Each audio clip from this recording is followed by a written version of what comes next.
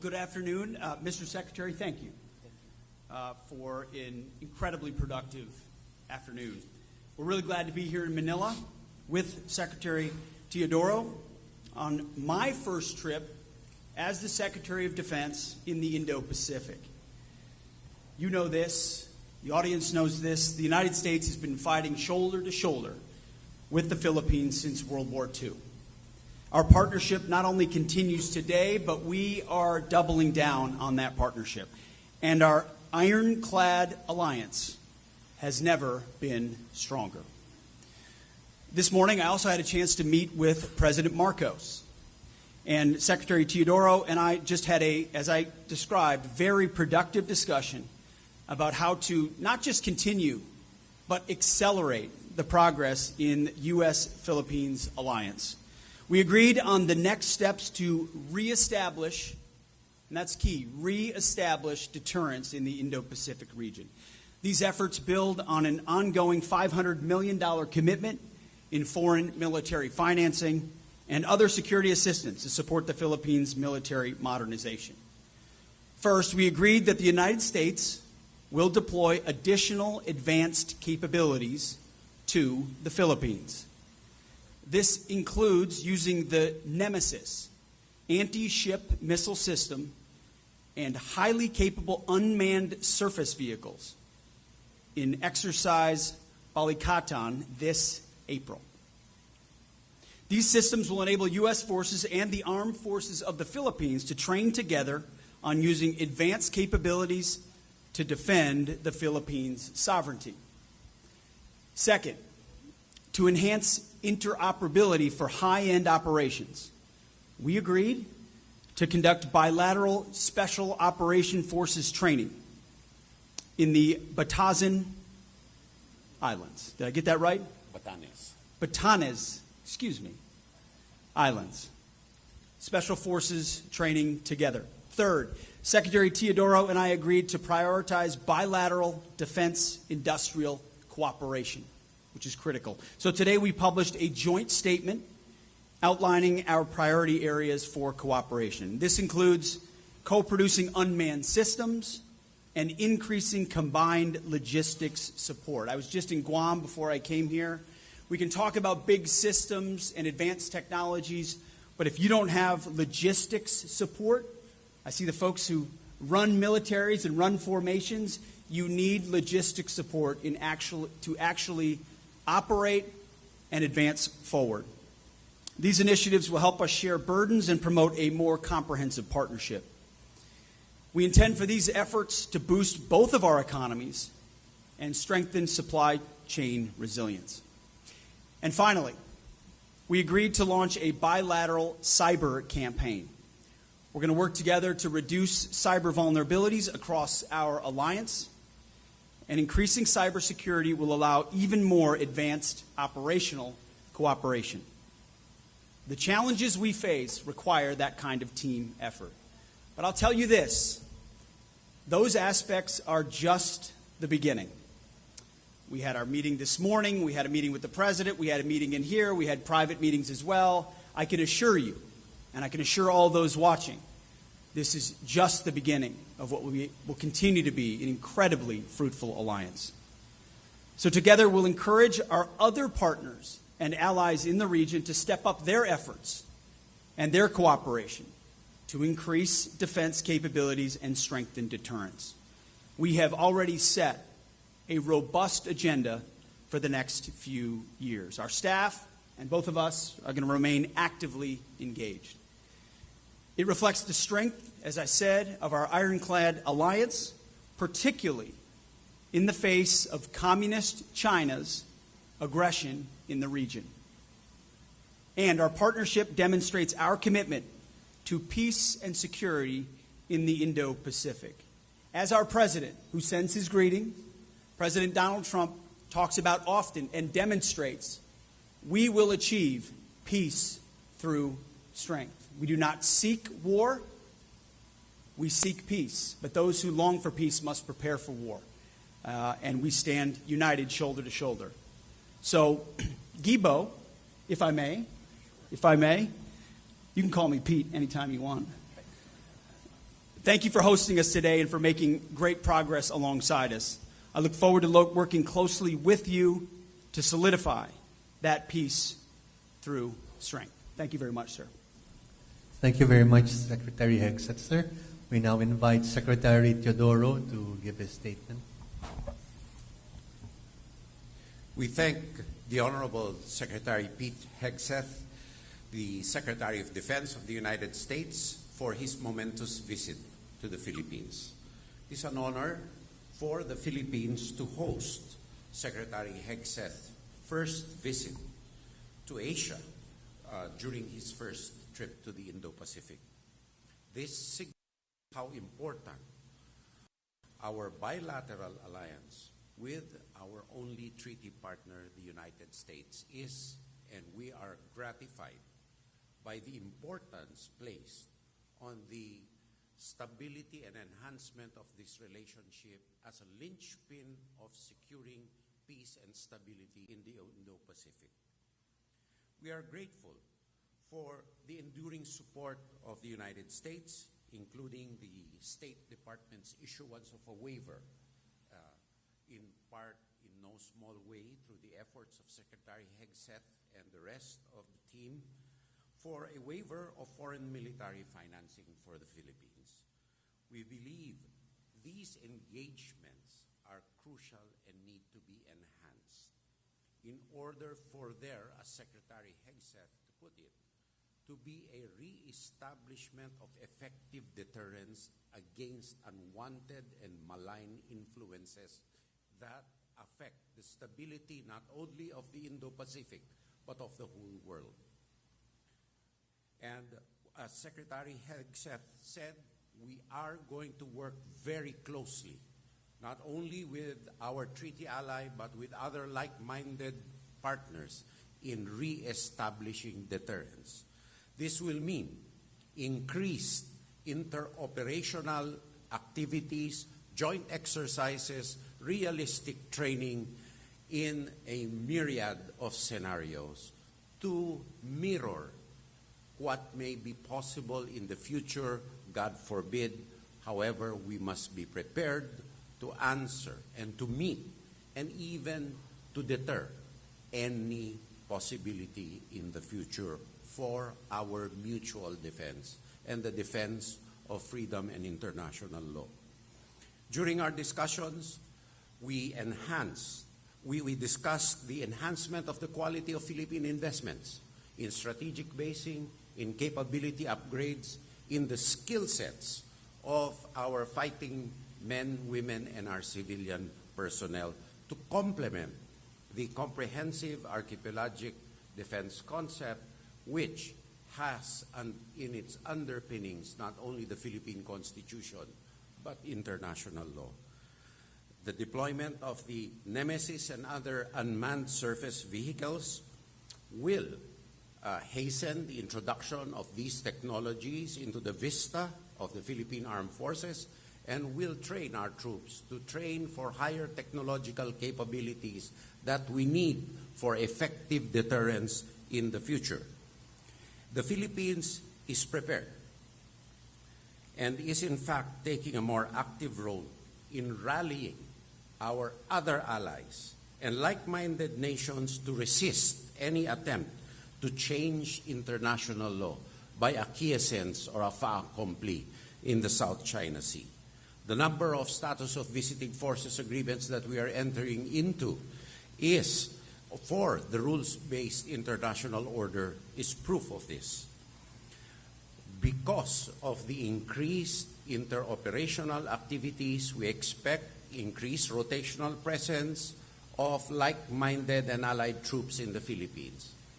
With our strategic basing initiative, we will also expect a heightened tempo of the Philippine Armed Force for external and territorial defense to put in our share of deterrence. And we will also expect a hastening of our capability upgrades and our logistical support facilities to support deterrence. And deterrence comes also with synergy with humanitarian assistance and disaster response, because natural calamities hit us the hardest at this time, particularly in the Philippines, which is one of the most vulnerable countries in the world. We will enhance our current EDCA locations, and we will make improvements.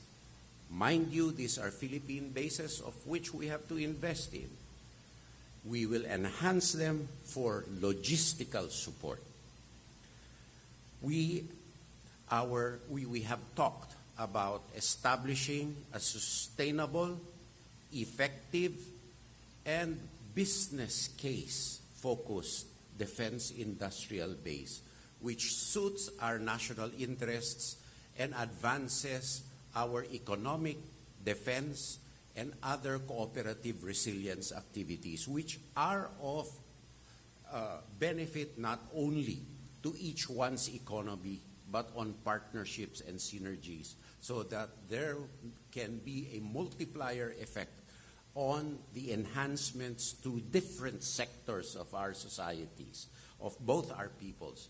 As we know, the relationship between the Philippines and the United States is not unipolar. It is multipolar.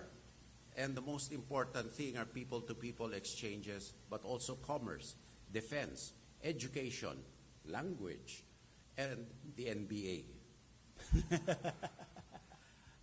This initiative will support the Self-Reliance Defense Program of the Philippines and other initiatives of the United States government. On cybersecurity cooperation, as rightly said by Secretary Hegseth, we need to work hand in hand to develop resilience and security of our cybersecurity networks. When we work in partnerships, we need to keep those flows of information secure. We need to keep our own operations secure. And we need to tap each other's expertise, best practices, and hardware in order to secure our cyber systems. And this is not a one-stop deal. It goes on and on as threats evolve. So therefore, we are firming up our shop for IT and for cyber to work hand in hand with our treaty partner for mutual resilience and enhancements. In closing, I would like to categorically state that what is at stake in our unilateral and bilateral activities is not merely the security of either the United States or of the Philippines. We are facing a common threat, which now is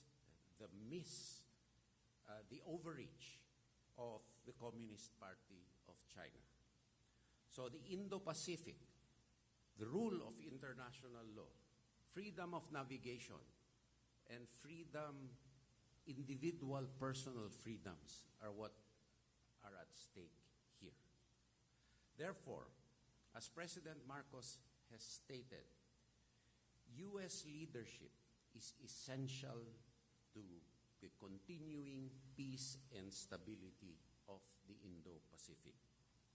We look forward to the outcomes on the working levels of what we have agreed to and discussed here during our meeting, especially as we mark this year the 80th anniversary next year of Philippine-U.S. ties in 2026.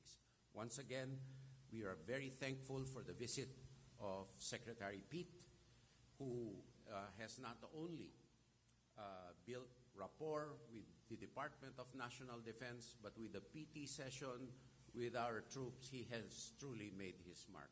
Thank you for your visit, Secretary Pete. Thank you very much, Secretary Teodoro, sir. We will now begin our question and answer portion. I now invite our co-moderator this afternoon, Mr. Sean Parnell, DOD spokesperson, to call the name of the first journalist. Well, thank you, Bill from the Washington Times. Hi. Bill Gertz with the Washington Times. China is waging aggressive gray zone warfare in the South China Sea. Will the Trump administration order the Navy's 7th Fleet to provide a greater enduring naval presence in the South China Sea, considering the Biden administration failed to provide visible support there to a key U.S. ally, the Philippines? Well, Bill, it's a great question. You're right. What we're dealing with right now is many years of deferred maintenance, of weakness, that we need to reestablish strength and deterrence in multiple places around the globe, but pertinently today for this region. There was a lot of talk about shifting, a lot of talk about emphasis on the Indo-Pacific, a lot of talk about allies. What the Trump administration will do is deliver, is truly prioritize and shift to this region of the world in a way that is unprecedented to match the threats of the future, with a recognition that for the 21st century to be a free century, America needs to stand alongside our allies and partners, shoulder to shoulder. Today it's the Philippines, tomorrow it's Japan, it will be Australia and South Korea and other nations in this part of the world, where together, by, with, and through, we will establish the deterrence necessary to prevent war. You mentioned the 7th Fleet. It's not my job to determine where the 7th Fleet goes. I defer to Admiral Paparo and his war plans, real war plans. Admiral Paparo understands the situation, understands the geographic significance, understands the urgency, and is prepared to work with those in the region to ensure we are leaning forward in our posture, not waiting for events to develop, not retrograding to places further from the front, but deploying capabilities forward, posturing and creating dynamics and strategic dilemmas for the Communist Chinese that help them reconsider whether or not violence or action is something they want to undertake. Again, President Trump is a peacemaker. President Trump seeks peace. That's my message here as well. But in order to bring that peace, we will be strong. Our allies will know we stand with them. Our admirals are prepared and they will be properly equipped. We're rebuilding our military under President Trump, reviving that warrior ethos across the force. You know, I look out at the men and women of our military, many of which I did PT with this morning, younger and more fit than their secretary. And I see mechanics, I see special operators, I see lawyers, I see fuelers, I see pilots, I see sailors, all with different jobs. But what I ultimately see are warriors in the profession of arms, here deployed forward with our allies, postured and prepared to deter war. So Admiral Paparo is exactly where we need him to be, with contingencies laid in place. And we will be positioned to stand with our partners, hopefully to prevent any conflict at all. We now call on Mr. Chad Williams of Agence France Presse to ask his question. Thank you. This is for Secretary Hegseth. You gave a speech last month at a Pentagon town hall where you specifically talked at length about accountability. And I'm wondering, including even in the smallest things you said, and I'm wondering if now, as we have the Senate Armed Forces Committee asking for a report into the signal controversy, if you feel, as the leader of the Defense Department, you have any level of responsibility for what Marco Rubio and some other people have called a mistake. Thank you for the question. I'm responsible for ensuring that our department is prepared and ready to deter and defeat our enemies.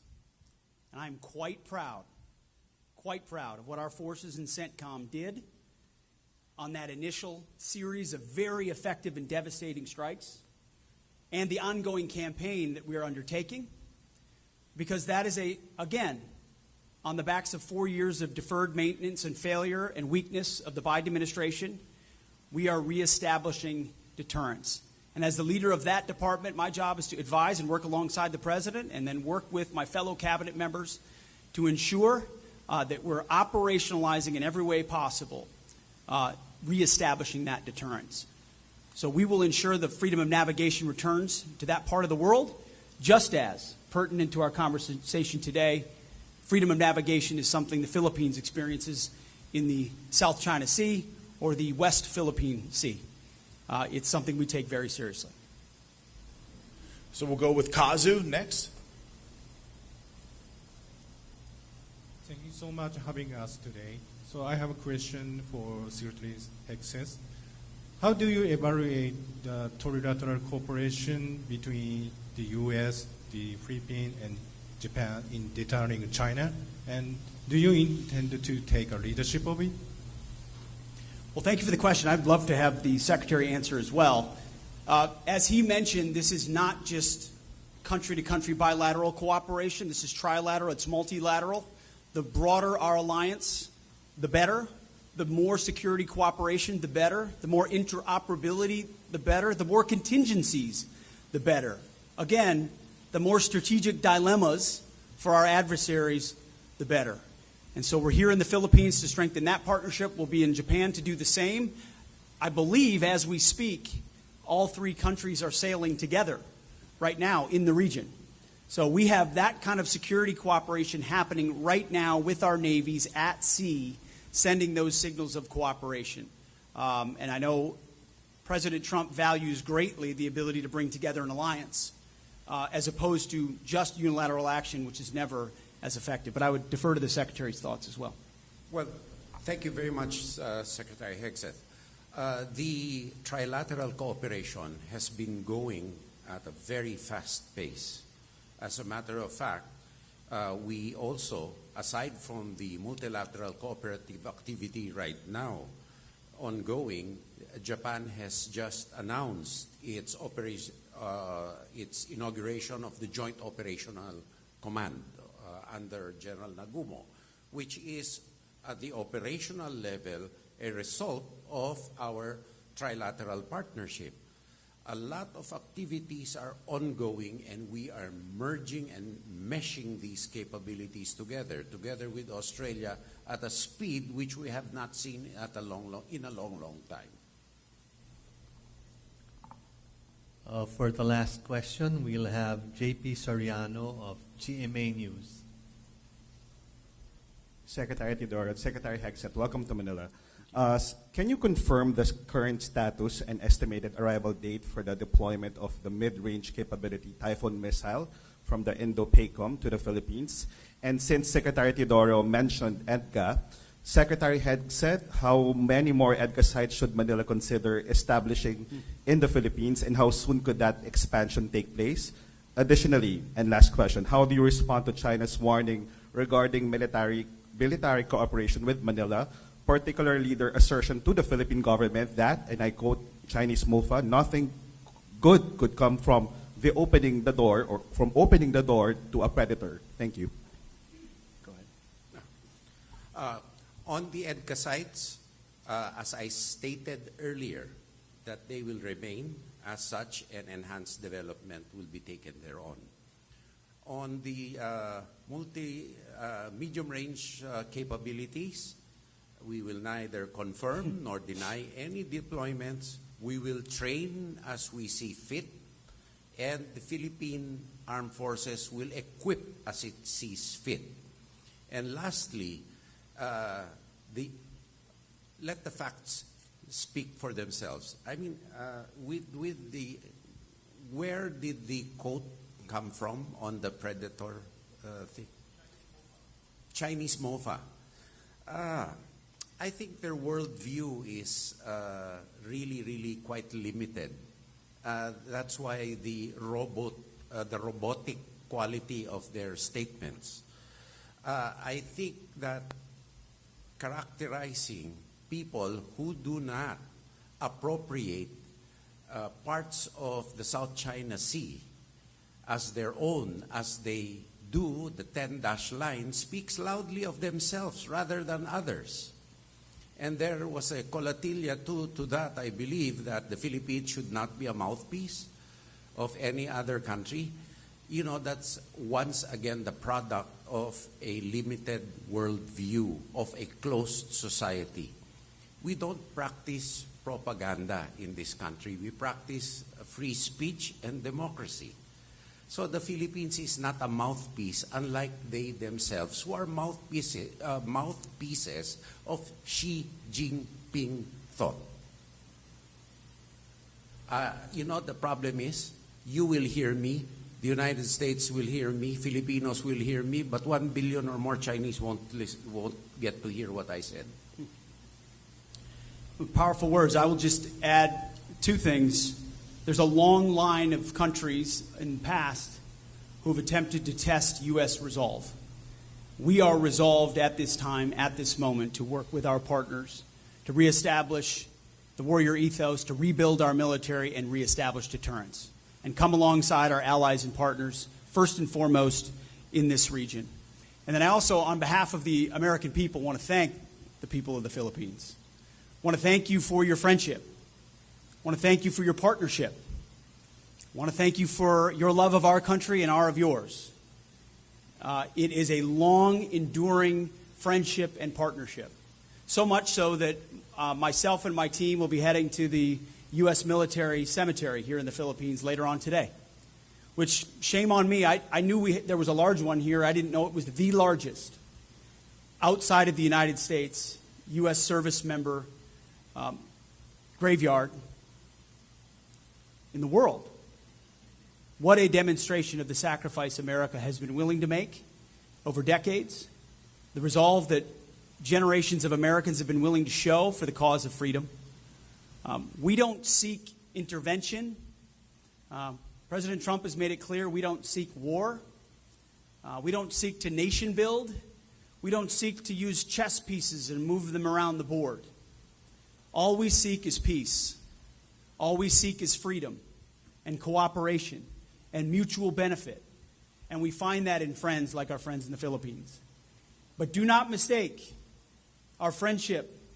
Do not mistake our belief in peace and our desire for peace for a lack of resolve. Too many have. And America still stands strong today and will continue into the future. So I want to thank you all.